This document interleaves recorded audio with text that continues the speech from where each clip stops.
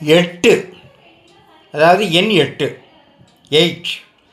நீங்கள் 8 என்ற எண்ணை எழுதி பார்த்தால் அதில் மேலே ஒரு வட்டமும் கீழே ஒரு வட்டமும் ஒரு வளையம் போல் இணைந்திருக்கும். இதை மேலிருந்தும் கீழிருந்தும் பார்த்தால் ஒரே விதமாக தோற்றமளிக்கும். இந்த சிறப்பு வேறு எந்த எண்ணுக்குமே கிடையாது. மந்திரங்களிலே ஓரெழுத்து மந்திரம், ஏகாட்சரம், ஈரெழுத்து மந்திரம், மூன்றெழுத்து மந்திரம், நான்கெழுத்து மந்திரம், பஞ்சாட்சரம் ஆகிய ஐந்தெழுத்து மந்திரம் என்று அட்சரங்களில் கணக்கில் மந்திரங்கள் உண்டு. அதில் 8 எழுத்து மந்திரம்தான் ஓம் நமோ நாராயணா என்கின்ற பெரிய திருமந்திரம்.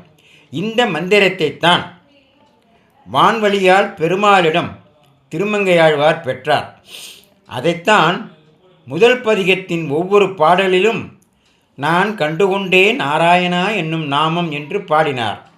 இவர் 8 எழுத்து மந்திரத்தை பெற்ற அந்த நிகழ்ச்சியே சீர்காழிக்கு பக்கத்தில் திருவாலி திருநகரியில் பங்குனி மாத உற்சவத்தில் விழாவாக நடைபெறுகிறது. அன்று லட்சக்கணக்கான மக்கள் கூடி இந்த விழாவை கண்டுகளிப்பார்கள். திருவேடி பரி உற்சவம் என்று இந்த உற்சவத்துக்கு பெயர். இப்படி 8 எழுத்து பெருமை பெற்றது. அந்த 8 என்கிற எண்ணின் பெருமைகள் பல உண்டு.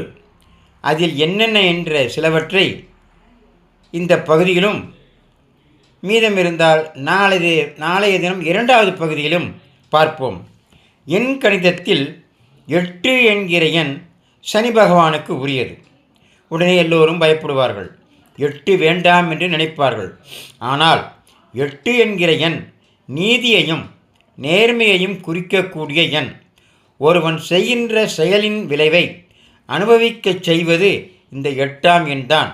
எண் 8இல் பிறந்தவர்கள் மிதமிஞ்சிய மனோதிடம் உள்ளவர்கள், கடின உழைப்பாளிகள், பிறர் உதவியை எதிர்பார்க்க மாட்டார்கள், தெளிந்த அறிவும் எப்பொழுதும் தொழில் பற்றி ஏதாவது சிந்தித்து கொண்டும் இருப்பார்கள். இவர்களுக்கு வெற்றி என்பது எளிதாக கிடைத்து விடாது. இருப்பினும் எதையும் கஷ்டப்பட்டு வெற்றி காண்பார்கள். 8 என்பதற்கு எதையும் எட்ட வேண்டும் என்கின்ற பொருளும் அடங்கியிருப்பதால் முயற்சியையும் ஊக்கத்தையும் குறிக்கக்கூடிய எண்ணாக இருக்கிறது. ஜோதிட சாஸ்திரத்தில் 8ஆம் இடம் என்பது ஆயுள் பாவத்தை குறிக்கக்கூடியது. எனவே இந்த இடம் மிக முக்கியமாக கருதப்படுகிறது. ஒரு ஜாதகத்தில் முதலில் இந்த 8ஆம் இடம் கெட்டு இருக்கிறதா, வலிமையாக இருக்கிறதா என்பதை பார்ப்பார்கள்.